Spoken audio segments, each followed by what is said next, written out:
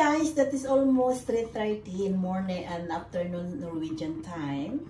Habang gumawa tayong chicken soup for dinner, so gagawa tayong dessert. Nag-grieving akong kumain ng biko, cold sticky rice. So mayroon tayong 1 box na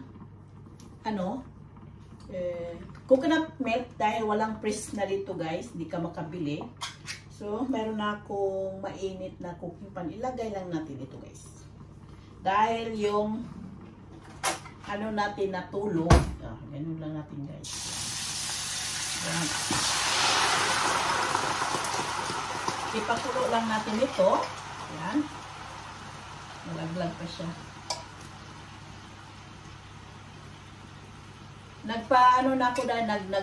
Nagluto na ako ng sticky rice. Ang 2 cups na rice, sinugasan ko siya. And then, ginagyan ko siyang 2.5 na water sa rice cooker. Mayroon akong 1 cup na brown sugar, but let it to cook first this one. So, that is for dessert later. Yun yung yung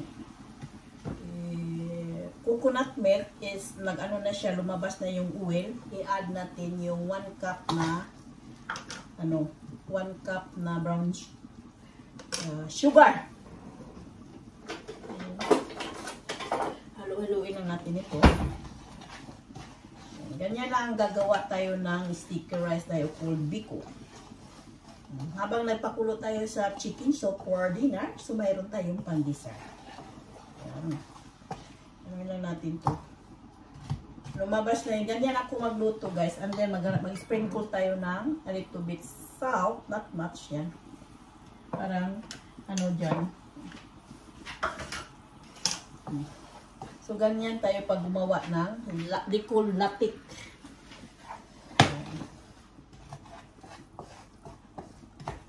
Hanggang siyang mamimix yan lahat. Hintayin lang natin itong pag na siya, medyo titigas na siya.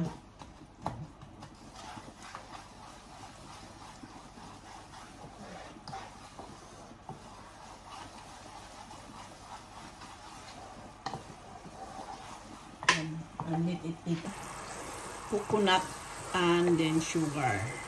Niluto ko muna yung coconut kong 1 can in almost 10 minutes hanggang siyang lumabas yung oil, and then nag-additional na ako siya ng brown sugar. So, ang niluto ko na glutinous rice, 2 cups, nilagyan kong 1/2 cups na water, and then ito 1 can milk, and coconut milk, and 1 cups na brown sugar. So, hintayin na lang natin siya guys. Rice sa rice cooker, luto na siya guys. Yan. It's cook already. Natin mamaya yan.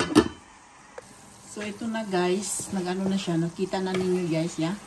Ang technique dito, ganito guys. Ganito ako pag gumawa ako ng sticky rice. Pag ito yung water, and then yung niya ay nandyan na sa ilalim, hindi na siya nag-floating. It means ay luto na na ito, okay na siya. So ito yung rice, idagdag na lang natin yung rice. Yan.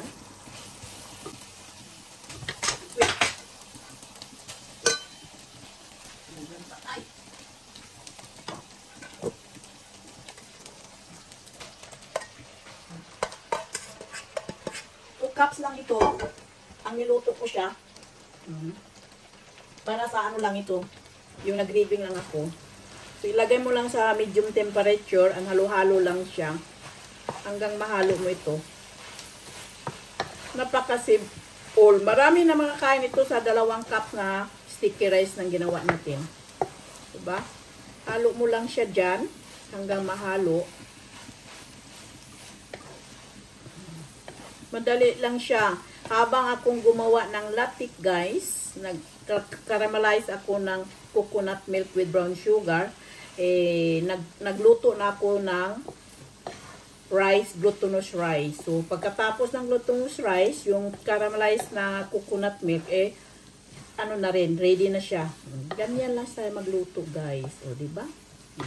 Yung biko natin, ang ginamit ko brown sugar. Usually sa Pilipinas, ang gagamitin yung dark na sugar called kamay. Pero wala yan dito yan. Hindi yan mabibili sa Norway. So brown sugar lang. Kaya medyo hindi siya mapulang-pula yung biko natin. But it's the same din. Ang lasa, medyo different ang lasa natin sa kamay or sa brown sugar. At least yung gravy natin makakain tayo yung biko. So guys, is done. It's yummy. Hindi siya mapula dahil hindi kalamay ang ginamit ko yung brown sugar. Hindi ka makabiling kamay dito. But actually, that is graving success. So ang gawin natin, tikman natin guys yung lasa. Diba? Ito. Tikman natin. Sarap.